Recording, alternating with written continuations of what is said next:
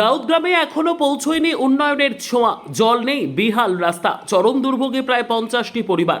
সুন্দর বাংলা নিউজ। এই মুহূর্তে আমি সাথে রয়েছি সাইফুদ্দিন, আর এই মুহূর্তে আমরা পৌঁছে গেছি রাউতগ্রাম এলাকায়।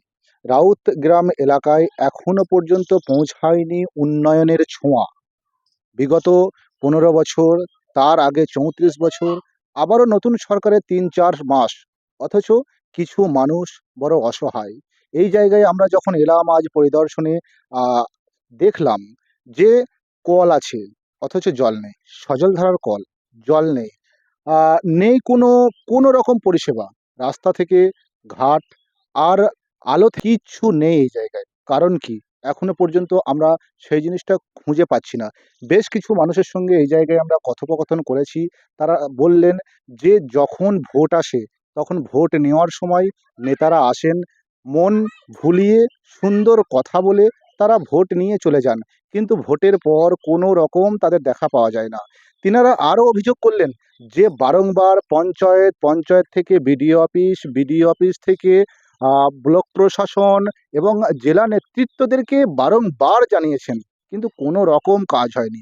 আমরা আস্তে আস্তে দেখছিলাম যে রাস্তার বড় দুরবস্থা, যে বর্ষাকাল চলছে, আমরা বলতে পারি বর্ষাকাল চলছে, কোনো ক্রমে যদি এখানে বন্যার পরিস্থিতি হয়, আর সেই বন্যার পরিস্থিতিতে এই জায়গাটা কোন জায়গায় তলিয়ে যাবে সেটা আমরা জানি না, কিন্তু নজর নেই এখনো পর্যন্ত কারোর। কেন?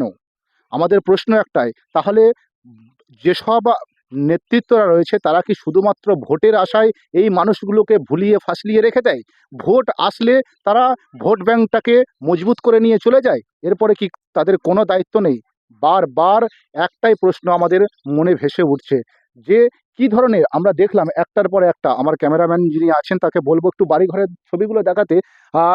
এতটুকু সুবিধার মধ্যে নেই, তাদের বড় অবস্থা খারাপ। কোনো জায়গায় দেওয়াল ভাঙা, কোনো জায়গায় দেখলাম খড়ের ছাউনি সেটা উড়ে চলে গেছে, কোনো জায়গায় দেখলাম পিছনে গর্ত রয়েছে, সাপের উপদ্রবও রয়েছে এই জায়গায়। বাঁদিকেই রয়েছে একটা বড় পুকুর, জঙ্গল, সেই জঙ্গলের পাড়ে তাদের বসবাস, অথচ কোনো রকম জীবনযাপন করছে তারা।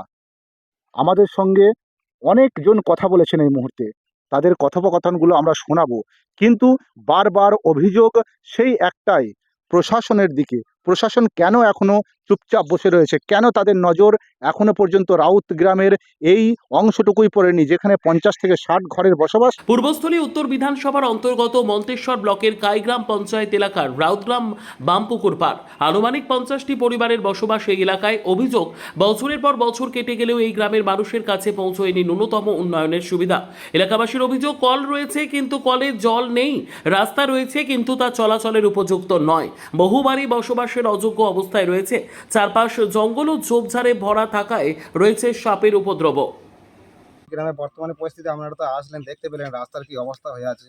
মানুষজন শরীর খারাপ হলে পরে মানুষকে নিয়ে যাওয়া হয় না, কোনো একটা সুবিধা নেই রাস্তার বিষয়ে। কত রকম জিজ্ঞেস করে বলা হয়েছে অঞ্চলের লোকেরা প্রত্যেকবারই খাঁটি বলছে আমাদের কাজ হবে, সে কাজ তো কোনো কথাই হচ্ছে না। খাঁটি আমাদেরকে আশা দিচ্ছে যে হবে, কাজ তো দেখতে পাচ্ছেন আবার কী অবস্থা। একটা টিপে কল আছে, কলটারও দেখতে পাচ্ছেন কলের অবস্থা কীরকম হবে, মানুষজন কীরকম আছে। কত ঘর বসবাস করেন এখানে প্রায় থেকে 50 থেকে 55 ঘর মতো হবে বসবাস করি। আর টিউবওয়েল কটা আছে? হ্যাঁ আছে, কল আছে, জল নেই। যবে দেখেছি তবে দেখেই জল নেই। মোটামুটি দেখুন যেখানে সাবমার্সেল চলে মিনি থেকে নিয়ে আসা হয়, না হয়তো পাড়া থেকে কারো ওই রাউতগ্রামের ভেতর থেকে নিয়ে আসা হয়। বর্ষার সময় সবথেকে বেশি দুর্ভোগে পড়তে হয় গ্রামের বাসিন্দাদের। বৃষ্টিতে রাস্তায় কাদায় ভরে যায়। অভিযোগ, কোনো সময় বন্যার জলেও প্লাবিত হয় এলাকা। এক হাঁটু কাদা পেরিয়ে ছোট ছোট শিশুদের স্কুলে যেতে হয়। সবথেকে বড় সমস্যা দেখা দেয় কেউ অসুস্থ হয়ে পড়লে বা কোনো পশুটিকে হাসপাতালে নিয়ে যাওয়ার প্রয়োজন হলে। এলাকাবাসীর দাবি, অ্যাম্বুলেন্স ডাকলেও বেহাল রাস্তার কারণে গাড়ি গ্রামে ঢুকতে পারে না, ফলে অসুস্থ মানুষ বা গর্ভবতী মহিলাকে খাতে করে মূল রাস্তা পর্যন্ত নিয়ে যেতে হয়, তারপর সেখান থেকে অ্যাম্বুলেন্সে হাসপাতালে নিয়ে যাওয়া হয়। এলাকার প্রায় 50টি পরিবারের একমাত্র ভরসা একটি টিউবওয়েল। অভিযোগ, প্রত্যেকটা বাড়িতে সজলধারা প্রকল্পের সংযোগ থাকলেও আজ পর্যন্ত কলে জল পৌঁছায়নি। এলাকাবাসীর অভিযোগ, সেই সমস্ত সমস্যার কথা বারবার পঞ্চায়েত, বিডিও অফিস বা রাজনৈতিক নেতাদের জানানো হলেও কোনো স্থায়ী সমাধান হয়নি। তাদের কথাই, ভোটের সময় রাজনৈতিক নেতারা নানান প্রতিশ্রুতি দিয়ে ভোট নিয়ে চলে যান, কিন্তু ভোট শেষ হয়ে গেলে গ্রামের মানুষের সমস্যার কথা আর মনে রাখেন না কেউ। এটা কিছু না, 30 বছর আমরা বাস করছি এখানটায়। তো আমাদের 30 বছর থেকে এই কলের সমস্যা, জলের সমস্যা। কল আছে, জল নেই, আমরা জল পাই না। আমাদের টিউবকল আছে, ভেঙে গেলে ওই 30 কিলোমিটার হেঁটে যেতে হয় জল আনতে। তাও এত দূর দাবনা ভোর কাদা নিয়ে জল নিয়ে যেতে হয় জল আনতে। আছে জল নেই। যদি কেউ অসুস্থ হয়ে যায় কিভাবে যান আপনারা হসপিটাল এখান থেকে? ওই তো হসপিটালে খাটিয়ে করে নিয়ে যাই, নাহলে বাচ্চা হলে কোলে করে নিয়ে যাই। আবার রাস্তাতেও হয়ে যেতে পারে, বলা যায় না। কি বলবো আপনাদের নিয়ে? তো যেতেই পারতো না মেয়েরা স্কুল, কিন্তু আমাদের সাইকেলে মেয়েরা বেরোতেই পারতো না। আমাদের কোনো কিছুতেই ওরা ট্রেন নেয়নি, টেপ নেয়নি। আমরা কত আমরা গেছি, পঞ্চায়েত গেছি, পর্যন্ত কিন্তু গেছি, হ্যাঁ বিডিও হবে, পর্যন্ত আমরা হ্যাঁ গেছি, হবে, এই তো। সব জায়গায় আমরা গিয়েছি। কি বলেছেন তারা? তারা বলেছে হ্যাঁ হবে, এটা আশ্বাস দিচ্ছে। কখনো কি এসেছিল কোনো প্রশাসনিক লেভেলে? না, কোনোদিনই আসেনি। কোনোদিনই আসেনি। এই হালে দিয়েছে, দুখানা ঢুকেছে, 50 ঘরের মধ্যে 2 ঘর। দু ঘর ঢুকেছে। কারণ আপনারা জানতে চাননি কখনো? আমরা জানতে চাইছি, বলতো না, বলতে চাইতো না। দেখে আসুন, ভেতরটা দেখে হ্যাঁ, আসুন, পাবেন, আপনারা নিশ্চিত এসে পাবেনই পাবেন, ভেতরটা একবার এটাই দেখুন। বলতো। কি অবস্থায় আমরা থাকতাম। মানুষের আরও অভিযোগ, সরকারের পক্ষ থেকে মাটির বাড়িতে বসবাসকারী উপযুক্ত পরিবারগুলিকে আবাস যোজনার সুবিধা দেওয়ার কথা বলা হলেও তাদের এলাকায় এখনও আবাস যোজনার সমীক্ষায় হয়নি। ফলে সরকারি আবাসের সুবিধা থেকেও বঞ্চিত রয়েছেন বহু মানুষ। গ্রামবাসীদের দাবি, দ্রুত প্রশাসন তাদের সমস্যার দিকে নজর না দিলে আগামী দিনে পরিস্থিতি আরও ভয়াবহ হয়ে উঠবে। এই প্রসঙ্গে ওই এলাকার বিজেপির মণ্ডল সভাপতি গৌতম হালদার জানান, ভোটের সময় তারা ওই গ্রামে গিয়েছিলেন এবং গ্রামের বেহাল পরিস্থিতি নিজের চোখে দেখেছেন। তার দাবি, দীর্ঘ প্রায় 50 বছর ধরে গ্রামে তেমন কোনো উন্নয়ন হয়নি। নতুন সরকার আসার পর খুব শীঘ্রই ওই গ্রামে উন্নয়নের কাজ শুরু করার চেষ্টা করা হবে। তিনি আরও বলেন, সংবাদ মাধ্যমের মাধ্যমে গ্রামের মানুষের বর্তমান দুরবস্থার কথা আরও বিস্তারিতভাবে জানতে পারলেন। খুব শীঘ্রই তিনি এলাকায় গিয়ে বাসিন্দাদের সঙ্গে কথা বলবেন এবং তাদের অভিযোগ ও অভিযোগ শুনে সমাধানের চেষ্টা করবেন। আজ আমাদের সামনে একটা ঘটনা উঠে আসলো বামাপুকুর পাড়, যেখানে উন্নয়নের ছোঁয়া এখনো পর্যন্ত পৌঁছায়নি। কল আছে, জল নেই, রাস্তা আছে কিন্তু চলার যোগ্য নেই, ঘর আছে বসবাসের যোগ্য নেই। সাধারণ মানুষ বড় অসহায়, প্রায় 50-60 ঘর। কি বলবেন আপনার এলাকায়? দেখুন, আমাদের মাধ্যম দিয়ে শুনতে পেলাম এবং আমরাও ভোট প্রচার মাধ্যম দিয়ে আমরা ওই গ্রামে ওই বামনপুকুর পাড় আমরা গিয়েছিলাম। আমরা জানি যে ওখানে উন্নয়নের কোনো ছোঁয়াখানা লাগেনি। মমতা ব্যানার্জি বা মমতা ব্যানার্জি ভাইরা যেখানে বলতেন যে উন্নয়ন হয়েছে, তা আমরা নিজেরাই পরিদর্শন করলেন যে ওখানে কী উন্নয়ন হয়েছে। শুধু মিথ্যা প্রতিশ্রুতি দিয়ে গিয়েছেন, কাজ কিছু করেননি। তা আমাদের নজরের বিষয়টা আছে, আমরা অবশ্যই ওই জায়গাটা পরিদর্শন করব এবং আমাদের সরকারের বয়স মাত্র 1 দিন অতিক্রম করলেন। তা আমরা অবশ্যই ওই গ্রামের জন্য যতটা করা যায় আমরা উন্নয়ন ওই গ্রামে করব। বর্ষা চলছে, গ্রামবাসীর অভিযোগ যে বাচ্চারা স্কুল যেতে পারছে না। কোনো ক্রমে যদি কেউ অসুস্থ হয়ে পড়ে, অ্যাম্বুলেন্সের পরিষেবা ওই জায়গায় পৌঁছাচ্ছে না। সবথেকে বড় সমস্যা যেটা হচ্ছে সেটা হচ্ছে আপাতত রাস্তার। এই রাস্তার বিষয়ে কি কোনো প্রকার খুব শীঘ্রই এটা করা সম্ভব হবে? অবশ্যই হবে। আমাদের 2 বিধায়ক আমাদের আশ্বাস দিয়েছেন, অবশ্যই ওখানে উন্নয়নের ছোঁয়া হবে এবং রাস্তা বা আমাদের জলের যে ব্যাপার আছে আমরা সবটাই আমরা দেখবো এবং বিদ্যুতের ভালোভাবে যায় আমরা সবটাই আমরা দেখব এবং খুব দ্রুত সহকারে এটা আমরা করব। তাদের উদ্দেশ্যে কি বলবেন আপনি আপাতত? আমরা এটাই বলতে চাই যে আমাদের 2 বিধায়ক মহাশয় আছেন এবং আমরাও আছি, অতি অবশ্যই আমরা বামনপুর পাড় পরিদর্শন করব এবং যত তাড়াতাড়ি সম্ভব ওখানে রাস্তাঘাট আমরা অবশ্যই ওখানে করব। অন্যদিকে এই বিষয়ে ফোনে পূর্বস্থলী উত্তর বিধানসভার বিধায়ক গোপাল চট্টোপাধ্যায়ের সঙ্গে যোগাযোগ করা হলে তিনি জানান, বিগত সরকার বহু প্রতিশ্রুতি দিলেও এলাকার মানুষ প্রত্যাশিত উন্নয়ন পাননি। সংবাদ মাধ্যম এবং স্থানীয় মণ্ডল সভাপতির মাধ্যমে তিনি বিষয়টি জানতে পেরেছেন। যত দ্রুত সম্ভব ওই এলাকায় উন্নয়নের কাজ পৌঁছে দেওয়ার জন্য প্রয়োজনীয় পদক্ষেপ করা হবে বলে আশ্বাস দেন তিনি। আপনার এলাকায় রাউত গ্রামের বামপুকুরের পাড় বলে একটা জায়গা রয়েছে, সেখানে আনুমানিক 50 ঘরের বসবাস। গতকাল আমরা পরিদর্শনে গিয়ে দেখলাম সেই জায়গায় পৌঁছায়নি এখনো পর্যন্ত উন্নয়নের ছোঁয়া। কল আছে, জল নেই, রাস্তা আছে, চলার যোগ্য নেই। নাজেহাল সাধারণ মানুষ, অ্যাম্বুলেন্সের কোনো পরিষেবা ওই জায়গায় যাচ্ছে না। দাদা, কি বলবেন এটা নিয়ে? এটা শুধু তো ওই একটা জায়গার সমস্যা নয়, এরকম সমস্যা আপনি খুঁজলে আরো পাবেন।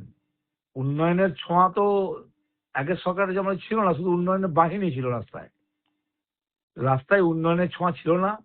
আমার মণ্ডল সভাপতি আমাকে জানিয়েছে যে দাদা এই ব্যাপার আছে এখানে। আমি কথা বলেছি, আগামী দিনে ওগুলো ব্লক পঞ্চায়েত জেলা পরিষদের যে কাজ, সে কাজের মাধ্যমে ওগুলো উন্নয়ন করা হবে। দুর্ভাগ্যের বিষয়তে বিগত দিনে যে সরকার ছিল, সেই সরকার তো ডবল ইঞ্জিন সরকারের সুবিধা নেওয়ার চেষ্টা কোনদিন করেনি। তারা বরাবরই সেটাকে দূরে ফেরার চেষ্টা করেছে এবং একটা তাদের ভাতার রাজত্ব তারা চালিয়েছে। তো সেই জন্যে আমাদের নজরে আছে, এগুলো ঠিক হবে। আমাদের সরকারের বয়স 4 মাস। আপনি 30 বছর কংগ্রেস, 34 বছর বামফ্রন্ট, 15 বছরের তৃণমূল জমানা গিয়েছে। দীর্ঘ 80 বছরের যে পথ, 80 বছরের উন্নয়নে কিছু করেনি সেইভাবে। আর যে বাংলার যে উন্নয়ন আমি দেখছেন চোখে এখন, যে ঢালাই রাস্তা, যে রাস্তাঘাট, এটাও তো 2014 সালে পরে হয়েছে। কেন্দ্রে যশস্বী প্রধানমন্ত্রী নরেন্দ্র মোদীর নেতৃত্বে যখন সরকার সরেছে বিজেপি, তখন থেকে গ্রাম উন্নয়নে ঢালাই রাস্তা, আপনার শৌচালয়, বাড়ি বাড়ি পাকা ঘর, এগুলো তো কেন্দ্র সরকারের যোজনা, কিন্তু সেগুলো তো মুখ থুবড়ে পড়েছে এখানে। এরা তো বায়াস্ট, এরা যারা ঘর পাওয়ার যোগ্য না তাদের ঘর দিয়েছে। তো আমরা এসব নজরে রেখেছি। আশা করি এই সরকারের প্রথম রাউন্ডেই এই সমস্ত সমস্যার অনেক সমাধান হয়ে যাবে। দাদা, তারা আরো একটা অভিযোগ করছে যে যেখানে পঞ্চায়েত মন্ত্রী দিলীপ ঘোষ এবং মাননীয় মুখ্যমন্ত্রী শুভেন্দু অধিকারী বলছেন যে যাদের মাথার ওপরে ছাদ নেই, মাটির বাড়ি রয়েছে, তারা অবশ্যই আবাস যোজনার ঘর পাবে। অথচ ওই জায়গায় আমরা দেখলাম যে দাদা, ওনারা অভিযোগ করলেন যে এখনো পর্যন্ত আমাদের এখানে সার্ভে পর্যন্ত কেউ আসেনি, সব বেশিরভাগ ক্ষেত্রে কাঁচা বাড়ি। দেখুন, কাঁচা বাড়ি যাদের আছে তারা পাবে, ঠিক আছে। আবার আমাদের মুখ্যমন্ত্রী, পঞ্চায়েত মন্ত্রী বলেছেন, এই তো বলেছেন এই কাজ তো চলছে, এটা তো আগস্ট মাসের 30 তারিখ পর্যন্ত চলবে, ঠিক আছে। তো স্বাভাবিক কারণে যায়নি, যাবে। যায়নি বলতে ওরা যারা সার্ভে করছে তারা পরপর করছে। তবু আপনি যখন বলছেন, আমি আমার মন্ডল সভাপতিকে বলবো যে ওদের নামটা দরকার পরে ওরাও গিয়ে বিডিও অফিসে দিয়ে আসবে, তার কোনো চাপ নেই। আমাদের তরফ থেকেও আমরা সেই সমস্ত বাড়ি আমরা সার্ভে করাচ্ছি। এবং আপনি দেখবেন ইতিমধ্যে আমি বিধায়ক হিসেবে 2 দিন বাইক দিয়েছি। গতকাল সেন্সাস নিয়েছি, তার আগে বাড়ি নিয়ে দিয়েছি। আমি পরিষ্কার ভাষায় প্রতিটি কর্মচারীকে জানিয়েছি যে বাড়ির ক্ষেত্রে আপনারা পার্সিয়ালিটি করবেন না, বায়াস্ট হবেন না। যার বাড়ি সত্যিকারের কাঁচা, যার মাথায় ছাদ নাই, তারটা ইনকোয়ারি করে পাঠান এবং ইনকোয়ারিতে মেরুদণ্ড সোজা রাখুন। এই মনে হয় প্রথম পশ্চিমবঙ্গের কোনো বিধায়ক। আমি কালকে আমার ভিডিও বার্তা দিয়ে মানুষকে জানিয়েছি, সার্ভে যে সেন্সাস সেখানেও জানিয়েছি যে কোনো কারোর দ্বারা প্রভাবিত হবে না, এমনকি বিধায়কের দ্বারা প্রভাবিত হবেন না। আপনি আপনার নিজের ন্যায়ের দৃষ্টিতে যেটা মনে হবে ঠিক, সেটাই করে আসবেন একদম। এবং এটাও বলেছি যে এত বড় ছাড় দেওয়ার পর যদি কেউ ঠিক কাজ না করেন, তার দায় এবং দায়িত্ব আগামীতে তাকে নিতে হবে। একদম।